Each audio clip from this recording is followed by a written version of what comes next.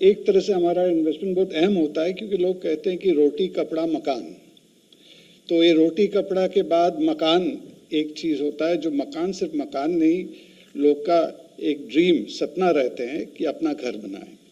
तो ये कभी लोग को मतलब मालूम नहीं पड़ते, हम हर 100 बोरा सीमेंट जो बनाते हैं उससे एक प्रधानमंत्री आवास योजना का घर बन जाता है, और वो मेरा हिसाब से एक बड़ा योगदान होता है एक स्टेट, एक वहाँ का लोग का। और ये अहम बात उत्तर प्रदेश गवर्नमेंट ने मेरा हिसाब से इसका रिकग्नाइज किए हैं, इसलिए सिंघानिया जी जैसा कहा, हमारा कंपनी और बहुत सारी सीमेंट उद्योग यहाँ पे आ रहा है। सीमेंट उद्योग का और भी एक हमारा जो इन्वेस्टमेंट कम होने से भी एक बहुत बड़ा कंट्रीब्यूशन जो रहता है, वो बोलते हैं एम्प्लॉयमेंट मल्टीप्लायर। बहुत हाई इन्वेस्टमेंट में आज का दिन में एम्प्लॉयमेंट मल्टीप्लायर का बात बहुत जिक्र हो रहा है। अभी जो 2 दिन पहले इंडस्ट्रियल स्मार्ट सिटीज़ का भी बात हुआ है, वहाँ पे भी लोग बोलते हैं कि 1:3 टाइम्स होता है इन्वेस्टमेंट के हिसाब से एम्प्लॉयमेंट। लेकिन सीमेंट इंडस्ट्री एक इंडस्ट्री है जहाँ पे 10 गुना से भी ज़्यादा हमारा जो लेबर जनरेशन वो होता है, क्योंकि जो आप मान लीजिए जो एक छोटी सी नरेगा का घर बनता है, पीएम आवास योजना का घर बनता है, उस पर भी करीब 100 दिन से ज़्यादा मैन पावर डेज जाते हैं, और जो छोटे गांव में बनता है वो उसमें भी 250 दिन का मैन पावर एम्प्लॉयमेंट होता है। सिर्फ मैन पावर नहीं, दूसरे जो बात हम लोग बोल रहे थे स्किल डेवलपमेंट, और ये जो लेबर है ये सिर्फ अनस्किल्ड लेबर नहीं है, जो मेसन हो रहा है, जो कारपेंटर हो रहा है, इलेक्ट्रिशियन हो रहा है, इससे स्किल डेवलपमेंट भी होता है। तो इसका एक बात हम कहना चाहते हैं सर मनोज सिंह जी, आप अगर इसके ऊपर सीमेंट कंपनी का कोलैबोरेशन में स्किल डेवलपमेंट का जो बहुत कंस्ट्रक्शन जैसा इम्प्रूव करेगा, इवन कंस्ट्रक्शन वर्कर्स जो होते हैं आपका जो इंफ्रास्ट्रक्चर में, उनका स्किल डेवलपमेंट का भी बहुत ज़रूरत है। इसमें हम एक कोलैबोरेटिव अप्रोच से स्टेट के साथ काम कर सकते हैं कि जहाँ पे ऐसा इस तरह का स्किल हम लोग डेवलप करें।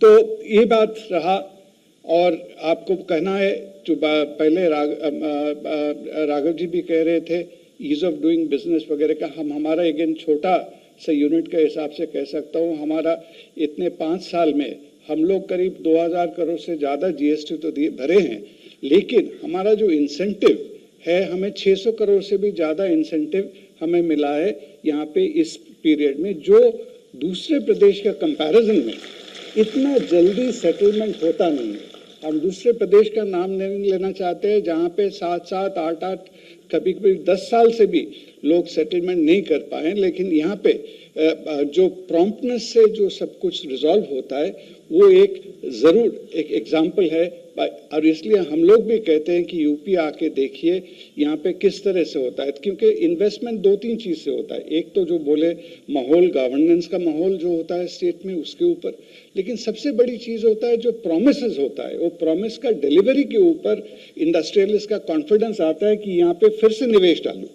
तो हम लोग भी यहाँ पे और 1500 करोड़ का हमारा नया यूनिट आ रहा है, कुंदनगंज में 3rd लाइन आ रहा है, उसके बाद प्रयागराज में आएगा और 1000 करोड़, उसके बाद अलीगढ़ में हमारा प्लान है, और हमारा दूसरे भी फील्ड में हमारा कंपनी यहाँ पे जो वाटर प्रोग्राम हो रहा है, हमारा दूसरा कंपनी उसमें भी काम कर रहा है। बहुत सारे काम ये हो रहा है क्योंकि वो कॉन्फिडेंस आज के दिन में यहाँ पे पैदा हुआ है।